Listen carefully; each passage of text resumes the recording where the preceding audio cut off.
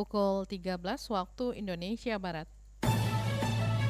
Radio Republik Indonesia Palembang dengan Warta Berita.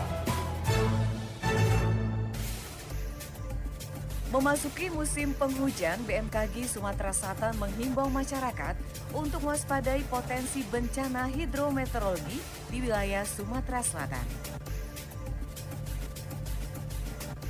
Kurang dari 24 jam, jasad anak yang terseret arus banjir di Kelurahan Karya Baru, Kecamatan Alang-Alang Lebar, ditemukan oleh tim SAR gabungan. Pendengar, itulah di antaranya beberapa informasi yang kami hadirkan siang hari ini, Rabu 20 November 2024, yang berhasil dihimpun tim redaksi Radio Republik Indonesia Palembang. Saya Tata Edin, inilah Warta Berita selengkapnya.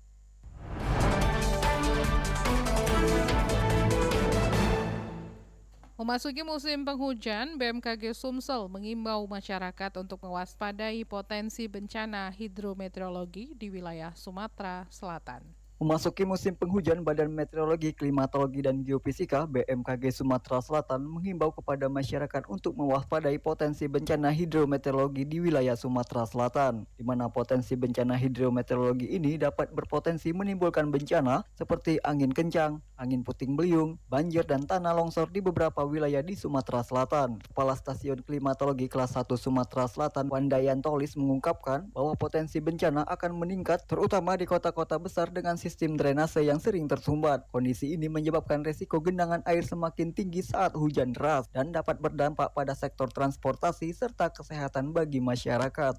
Mengalami peningkatan musim hujan, dan ini justru tantangan baru karena meningkatkan potensi kemunculan bencana hidrometeorologi seperti banjir, longsor, angin kencang, puting beliung, dan petir. Nah, ini yang perlu diantisipasi bersama. Ya, sebenarnya kita sudah sejak pertengahan September itu sudah memasuki musim hujan, meski curah hujannya cukup rendah, dan kemudian terjadi anomali ini berupa kering di akhir Oktober, kemudian sejak tanggal 4 November juga kita kering. Nah, secara keseluruhan kita sudah berada di musim hujan. Anomali ini yang menyebabkan kita kekeringan. Nah, keringnya ini karena gangguan melemahnya monsun baratan yang biasanya membawa hujan di tempat kita, kemudian adanya siklon tropis di utara di Filipina sana ya, itu yang menyedot awan-awan hujan ditarik ke arah sana sehingga Sumsel kehilangan hujan. Ditambahkan Wandayantolis, curah hujan tinggi diprediksikan akan berlangsung hingga akhir Desember 2024. Ia menghimbau kepada masyarakat terutama yang tinggal di daerah rawan banjir dan longsor untuk tetap waspada. Wandayantolis menghimbau kepada masyarakat untuk mengikuti himbauan pemerintah setempat untuk mengakses informasi resmi dari BMKG Sumatera Selatan dan tidak mudah percaya pada informasi yang tidak valid ataupun hoax. Dari Palembang, Sumatera Selatan, Muhammad Irfan terus mengudara untuk Indonesia. Pendengar, kurang dari 24 jam, jasad anak yang terseret arus banjir di Kelurahan Karya Baru, Kecamatan Alang-Alang Lebar, ditemukan tim SAR gabungan. Sempat dinyatakan hilang, jasad bocah 6 tahun yang terseret arus banjir saat mandi hujan ditemukan dalam kondisi meninggal. Kurang dari 24 jasad anak laki-laki berinisial AP itu sebelumnya dilaporkan hilang tenggelam di selokan perumahan Gading Mansion, Kelurahan Karya Baru, Kecamatan Alang-Alang Lebar, Sumatera Selatan pada Senin 18 November. Korban ditemukan setelah tim SAR gabungan melakukan pencarian dengan menyisir area selokan menuju rawa-rawa. Datim Rescue Kantor SAR Palembang, Panji Alfarizi, mengatakan proses penemuan tim SAR gabungan bersama masyarakat menyisir aliran selokan hingga ke rawa-rawa yang dipenuhi tanaman liar eceng gondok. Menurutnya, korban ditemukan tersangkut di tumpukan tanaman eceng gondok sekitar 1 km dari lokasi awal. Untuk proses penemuan korban, kita bersama tim SAR gabungan dan masyarakat itu membersihkan tumpukan eceng gondok. Dan alhamdulillah korban diketemukan di tumpukan eceng gondok tersebut. Sekitar pukul 16.14 dalam keadaan meninggal dunia. Selanjutnya korban dievakuasi dan dibawa ke rumah duka. Demikian, terima kasih. Baik, terima kasih Pak. Kejadian berawal pada Senin 18 November 2024 sekitar pukul 17.30. Korban saat itu mandi hujan bersama teman-temannya di sekitar rumah. Lantaran derasnya air hujan mengakibatkan banjir, korban terpleset dan masuk selokan lalu hanyut dan hilang. Dalam peristiwa itu ada 2 anak yang menjadi korban. Korban pertama merupakan api yang sudah ditemukan dalam kondisi meninggal, sedangkan korban lainnya berusia 10 tahun masih hilang dan dalam proses pencarian. RRI Palembang, Nova Ariana melaporkan, terus mengudara untuk Indonesia.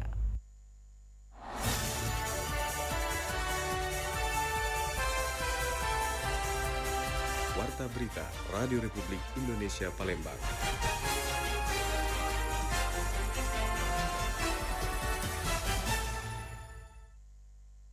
Pendengar, Dinas Pendidikan Disdek Kota Palembang membentuk forum komunikasi masyarakat yang terdiri atas para guru, tenaga kependidikan, kepala sekolah, komite sekolah, dan organisasi perangkat daerah OPD terkait untuk meningkatkan kualitas layanan publik di bidang pendidikan. Kepala Disdik Palembang Adrianus Samri di Palembang mengatakan bahwa pihaknya menggelar kegiatan bimbingan teknis meningkatkan kualitas pelayanan publik di bidang pendidikan melalui forum komunikasi masyarakat berdasarkan Peraturan Menteri Pendayagunaan Aparatur Negara dan Reformasi Birokrasi Nomor 16 Tahun 2017. Menurutnya, tujuan dilakukannya forum itu untuk memperoleh pemahaman hingga solusi antara penyelenggara pelayanan dengan masyarakat.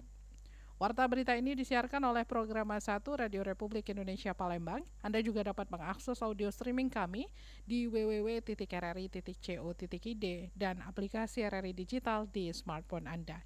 Kita beralih ke informasi lainnya. Akses jalan provinsi di Ogan Komering Ulu Selatan sempat terputus akibat longsor yang terjadi di Desa Tanjung Sari dan Desa Karangagung, Kecamatan Simpang. Akses jalan di Provinsi Ogan Komering Ulu Selatan, Sumatera Selatan terputus akibat longsor yang terjadi di Desa Tanjung Sari dan Desa Karangagung, Kecamatan Simpang. Material longsor setebal 2 hingga 20 meter menutup badan jalan, mengakibatkan kendaraan roda 4 tidak bisa melintas. Kasih Kedaruratan dan Logistik BPBD Oku Selatan mengatakan, hujan dengan intensitas tinggi yang mengguyur wilayah tersebut sejak Senin malam 18 November kemarin menjadi penyebab utama longsor. Setidaknya ada 3 titik longsor yang berdekatan di ruas jalan ini. Jalur ini merupakan penghubung alternatif menuju Kabupaten Liwa, Provinsi Lampung, dan juga Kabupaten Kaur, Provinsi Bengkulu. Itu di Desa Karangagung, dan pagi ini kami menerjunkan 2 unit alat berat untuk membersihkan material longsor yang terjadi di Kecamatan Simpang. Sebelumnya kendaraan roda 4 masih belum bisa melintas meski kendaraan roda 2 dapat melewati jembatan darurat yang dibangun secara swadaya oleh masyarakat setempat. BPBD setempat telah menurunkan 2 unit alat berat untuk membersihkan material longsor dan memungkinkan kendaraan roda 2 melintas. Dari Kecamatan Simpang, Oku Selatan, Hairul Rizky, RRI Palembang, terus mengudara untuk Indonesia.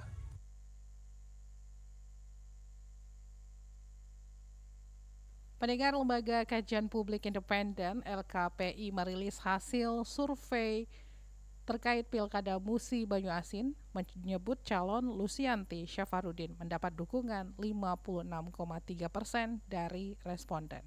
Lembaga Kajian Publik Independen LKPI merilis hasil survei terbaru terkait pemilihan kepala daerah atau Pilkada Musi Banyu Asin belum lama ini. Survei ini dilakukan untuk menakar peta elektoral pasangan calon bupati dan wakil bupati Muba menjelang pilkada serentak pada tanggal 27 November tahun 2024.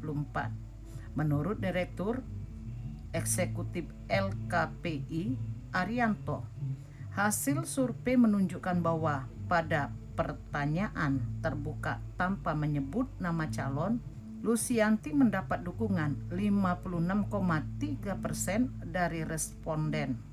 Sementara Haji Toha 28,5%. Sebanyak 15,2% responden belum menentukan pilihan mereka.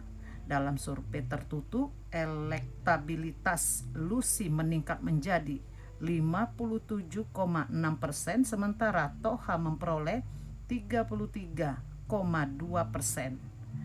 Pada simulasi dengan kertas suara, pasangan Lusi Syafarudin memperoleh 59%, sedangkan pasangan Toha Rohman mendapat 32,4%. Faktornya kalau kami lihat memang paslon itu ya memang modal sosialnya sudah tinggi ya di masyarakat, terutama pasangan Lucy dengan Saparudin. Jadi kalau dilihat break ke belakang itu dalam lembaga-lembaga survei yang lainnya juga tidak pernah menempatkan pasangan Lucy Saparudin itu di urutan kedua ya. Jadi memang sosial politiknya sudah tinggi juga, sudah lama, dan juga kalau kami lihat tingkat kedisukaan dengan tingkat popularitas di masyarakatnya cukup tinggi ya. Artinya gap itu tidak ada secara statistik kalau kami lihat. Sama juga dengan pasangan Toha dengan Rohman juga. Cuman kalau kami lihat angkanya belum begitu maksimal, belum begitu signifikan baik popularitas dengan akseptabilitas dari pasangan Toha Rohmannya. Adapun 8,6% responden masih belum memutuskan pilihan mereka untuk tingkat popularitas pasangan Lucy Saparudin tercatat memiliki 95% dengan akseptabilitas mencapai 88%. Sementara itu pasangan Toha Rohman memiliki tingkat popularitas 89% dan akseptabilitas 84%. Survei LKPI tersebut dilakukan pada 7 hingga 14 November tahun 2024 dengan melibatkan 410 responden dari 41 desa dan kelurahan di Musi Banyuasin. Sampel diambil secara proporsional menggunakan metode multi-take random sampling dengan margin of error plus minus 5% dan tingkat kepercayaan 95%. Lamsihar Silitonga melaporkan.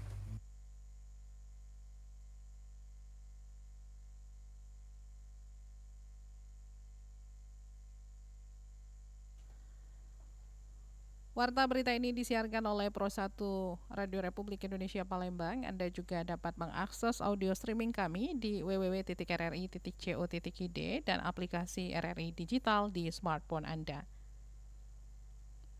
Kami sampaikan informasi olahraga. Manajemen Sriwijaya FC meminta dukungan penuh dari pemerintah Provinsi Sumatera Selatan, Pemprov Sumsel, untuk membantu tim mengarungi kompetisi Liga 2 musim 2024-2025 hingga memasuki putaran kedua. Tim Laskar Wongkito masih kesulitan menunjukkan performa terbaik mereka. Aji Syahril Bastari, manajer tim Sriwijaya FC, menjelaskan bahwa timnya telah meluncurkan program crowdfunding sejak awal November sebagai upaya untuk mencari dana tambahan dalam pembiayaan tim. Ia menegaskan bahwa dukungan dari Pemprov Sumsel sangat dibutuhkan, terutama dalam hal penyediaan fasilitas yang memadai dan pencarian sponsor untuk mendukung kinerja tim yang lebih optimal. Sebelumnya pendengar, manajemen Sriwijaya FC telah bertemu dengan PJ Gubernur Sumsel untuk membahas situasi tim. Hingga kini posisi Sriwijaya FC masih terpuruk di bawah klasmen sementara yang menunjukkan betapa pentingnya langkah-langkah strategis untuk meningkatkan kinerja tim.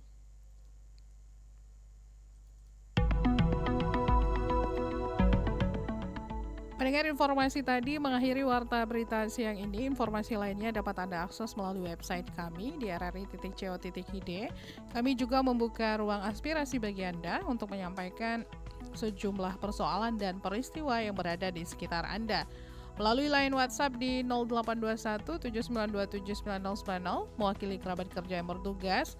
Saya Tata Edins mengucapkan terima kasih atas perhatian Anda. Selamat siang.